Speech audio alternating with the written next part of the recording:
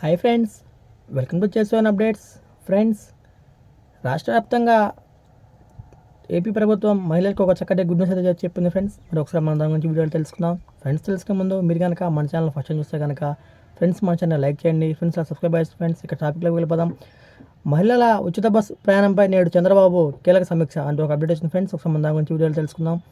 ఆంధ్రప్రదేశ్లో మహిళల ఉచిత బస్ ప్రయాణానికి సర్వం సిద్ధమైంది. ఉచిత బస్ ప్రయాణంపై అధికారులు నివేదిక సిద్ధం చేశారు.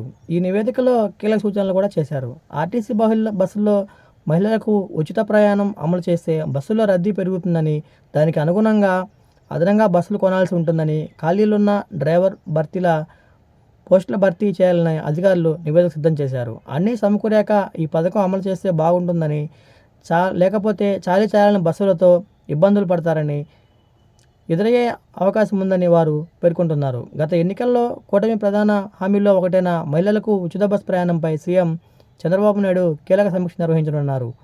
ఆర్టీసీ అధికారులు తెలంగాణ, కర్ణాటకలో ఉచిత ప్రయాణంపై చేసిన అధ్యయనం వివరాలు తెలియజేయనున్నారు. ప్రస్తుతం ఆర్టీసీలో 10,000 బస్సులు ఉన్నాయి. వాటి సొంత బస్సులు 8,220, మిగిలినవి అద్దె బస్సులు. కొంతకాలం కిందట 1,480 కొత్త బస్సులు కొనగా వీటిలో ప్రతి నెల కొన్ని చొప్పున బస్సులు బాడీ బిల్డింగ్ పూర్తి చేసుకొని డిపోలకు చేరుతున్నాయి. అయితే జగన్ ప్రభుత్వంలో కాలం చెల్లిన బస్సులు స్థానంలో కొత్తవి కొనలేదు. ఇప్పుడు తీసుకుంటున్న కొత్త బస్సులు అన్ని వాటి స్థానంలోనే సర్దుబాటు చేస్తున్నవే. ఈ నేపథ్యంలో కొత్త బస్సులు కొనాలని అధికారులు నివేదిక సిద్ధం చేస్తున్నారు. మహిళలకు ఉచిత ప్రయాణం అమలు చేసే మహిళా ప్రయాణికుల సంఖ్య గణనీయంగా పెరుగుతుందని, అదనంగా కనీసం 2,000 కొత్త బస్సులు అవసరమని అధికారులు అంచనా వేశారు. చాలా కాలంగా ఆర్టీసీలో ఉద్యోగ నియామకాలు లేవు. పదవి విరమణ కారణంగా డ్రైవర్ల కొరత మరింత పెరుగుతుంది. 3,500 మంది డ్రైవర్ పోస్టుల భర్తీ చేయాలని అధికారులు నివేదిక రూపొందించారు. మహిళలకు ఉచిత బస్ ప్రయాణం అమలుతో ఆర్టీసీకి నెలకు 250 నుంచి 260 కోట్ల వరకు రాబడి కోల్పోనుంది. ఈ మొత్తాన్ని ప్రభుత్వం ప్రతి నెలా సర్దుబాటు చేయాల్సి అయితే ఉంటుంది. ప్రస్తుతం ఆర్టీసీ ప్రతి నెలా వచ్చే రాబడిలో 25% ప్రభుత్వం తీసుకుంటుంది.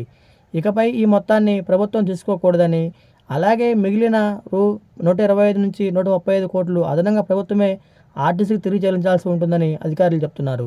గత వైసీపీ ప్రభుత్వంలో గాడి తప్పిన రవాణాపై కూడా సీఎం చంద్రబాబు సమీక్షించనున్నారు. ఇప్పటికే విశాఖపట్నం, విజయవాడ, గుంటూరు, తిరుపతి కమిషనర్లను కమిషనరేట్కు అటాచ్ చేశారు.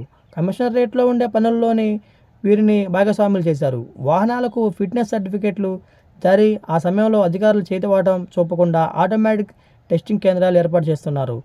తమ దందా పోతుందని కొందరు అధికారులు వాటిని వ్యతిరేకిస్తున్నారు. ఫ్రెండ్స్, ప్రభుత్వం నుంచి మిమ్మల్ని ఇలాంటి లేటెస్ట్ న్యూస్ అప్డేట్స్ కోసం ఫ్రెండ్స్ మన ఛానల్ లైక్ చేయండి. ఫ్రెండ్స్, సబ్స్క్రైబ్ చేయండి. ఫ్రెండ్స్.